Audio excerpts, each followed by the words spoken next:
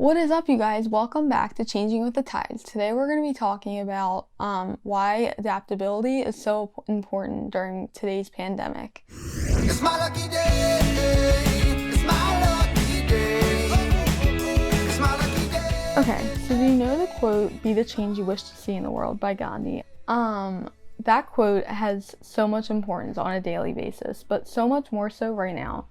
Just because there are so many different things we can be doing to help make the lives of those around us less stressful and less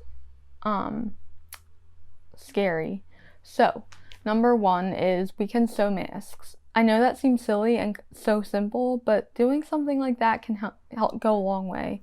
Like you can give a mask to your neighbor who may have a chronic illness or may be of a certain age that they are scared to go to the food store because they don't know how much is going on there. That a mask can go such a long way. So that is number one. Number two is phone a friend. Doing something as simple as that is really important because you may not see the people that you went from seeing every day or once a week or twice a week or however much often you saw them. You may have gone from seeing them every day during the week to not seeing them at all. And that is so crazy and hard to wrap your mind around. So just phoning them and calling them up and being like, "Listen, how are you? What's new in your life? I know we haven't seen each other in a while, but I still want to keep up with you."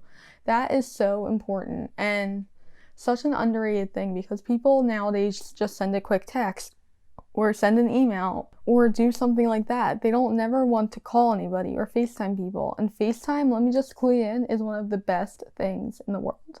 Best inventions in the world.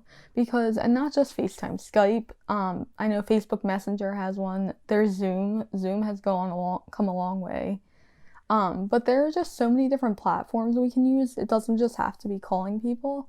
I mean, yes, that's so important, but FaceTiming is also important. And people get so distracted and caught up in what they're doing, like in the moment, that they forget to reach out to people they care about. So that is number two and one of the most important ones. Number three is do something for your neighbor. So call your neighbor. Say, "Listen, I want to do something to help you out. What can I do?" Maybe you can help them with yard work, rake their leaves. And I know it's springtime, so that might not be applicable to right now. But you can maybe help them plant some plants or, I don't know, maybe get their groceries or just something. Just call them up. Maybe they just need someone to talk to, someone to listen while they vent for a minute. Doing something like that can help so much. So that is number three. Number four, and one of my favorite and most important ones, is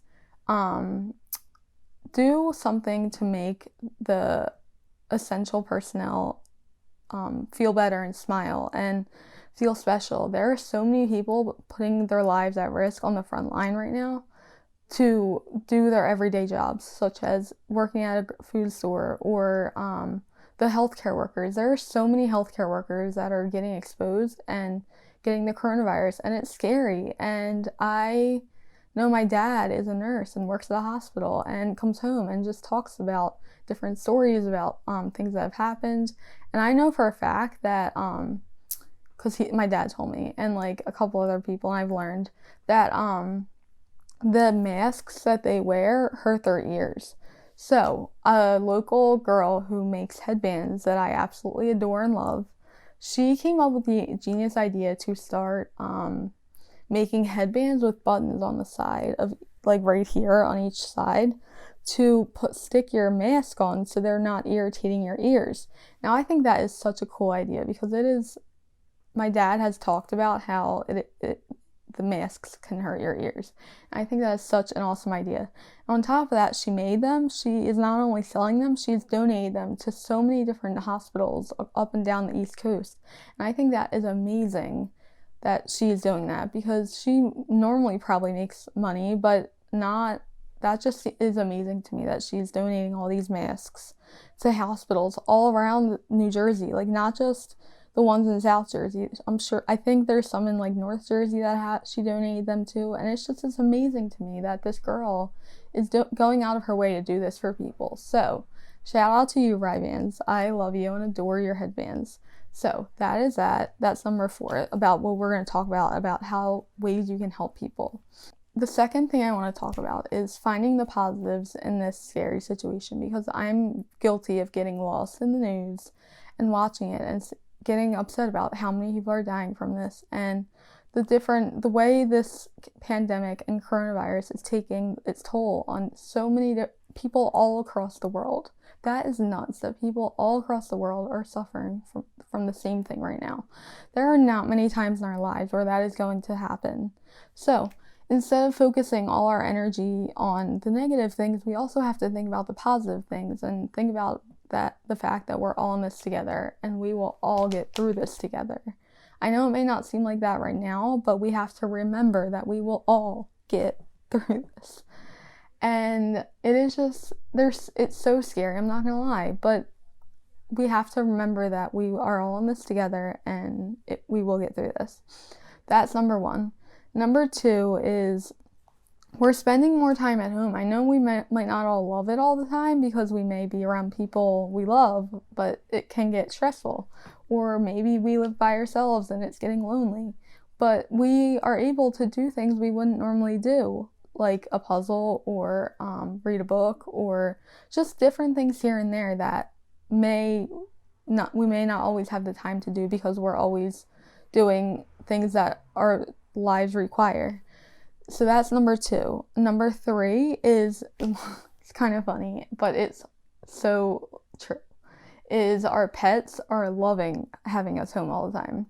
I am 110% sure of it because normally my dogs are lazy and my one dog follows the sun around the house, and it's so funny.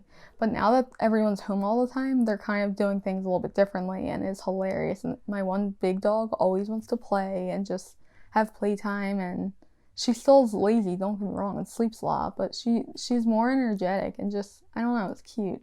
And then my other dog, my little dog, follows me in my room all the time. And she just follows the sun around my bedroom, where she snores so loudly, but it's so cute, and she is the cutest. But it's just, I know they loving having people home. They're going to be really upset when this is all over.